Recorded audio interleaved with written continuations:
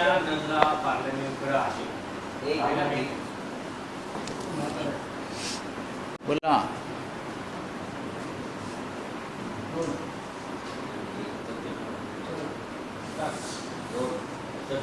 आणि पार्लमेंटमध्ये शेतकरी चर्चा होती असं देशाला वाटत असतानाच वैयक्तिक हल्ले केले जातात. माजी पंतप्रधान असो किंवा समोरून पण सत्ताधारी असो ते विरोध दोघांकडे सरकारला खरं म्हणजे पेपर लीक, पेपर फुटी, नीट CET, महाराष्ट्रात TET,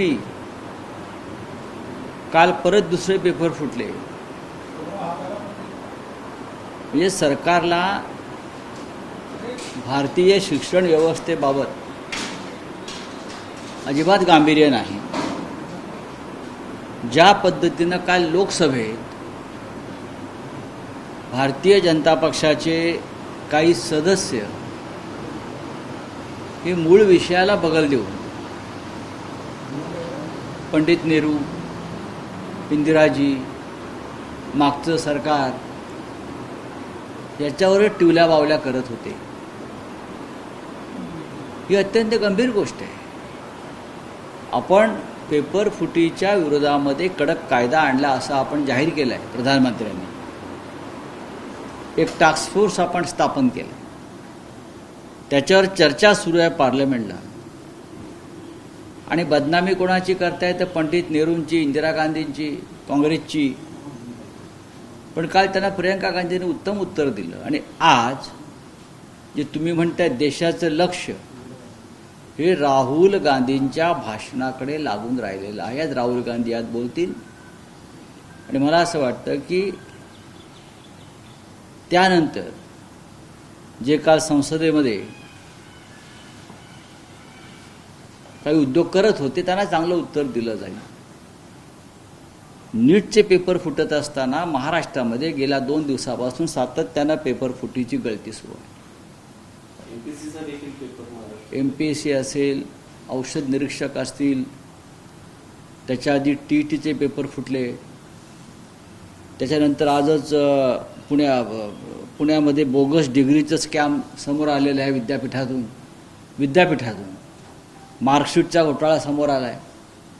महाराष्ट्रात देवेंद्र फडणवीस, आणि आज मी एक ट्विट केला असेल, आपण पाहिला असेल, शाळांना मंजुरी देताना संस्था चालकांना ज्या प्रसंगाला सामोरं जावं लागतं आहे.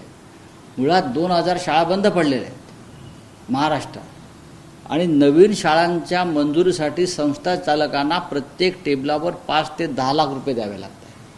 प्रत्येक टेबलावर मंजुरीचा कागद, इरादापत्राचा कागद, असे अनेक मुद्दे त्याच्यामध्ये मी दिले आहेत.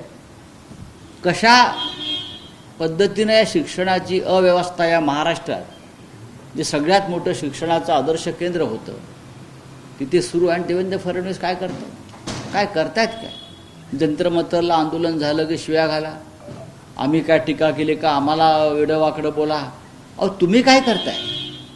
महाराष्ट्र शिक्षणाच्या बाबतीमध्ये जे पूर्ण रसातळाला गेलं आहे त्याला जबाबदार देवेंद्र फडणवीस तुम्ही आहात, आणि केंद्रामध्ये मोदी आणि शहा आहेत. तुम्ही मुद्द्याचं बोला, मेरिटवर बोला, आणि मग आमच्यावर टीका करा विरोधकाला. आमचं कामच आहे तुम्हाला आरसा दाखवणं. हे संपूर्ण महाराष्ट्रामध्ये शिक्षणाचा एक अराजकता माजली आहे. शिक्षण क्षेत्रामध्ये ही अत्यंत गंभीर गोष्ट आहे. सर, तुम्ही जे ट्विट केले त्या ट्विटमध्ये तुम्ही असं म्हटलं की मी व्हिडिओही याची समोर देणार. हो, नक्की देणार. सगळे पुरावे तुमच्याकडे आहेत आणि तुम्ही कशा पद्धतीने ते समोर आता येतील, ते सुरू आहे, ऑन द वे. पण आज मी तुम्हाला एवढंच सांगितलेलं आहे की कशा पद्धतीनं महाराष्ट्राच्या शिक्षण खात्यामध्ये पेपर फुटीपासून बोगस डिग्रीपर्यंत आणि शाळांच्या मंजुरीपर्यंत फक्त पैशांचाच खेळ सुरू आहे.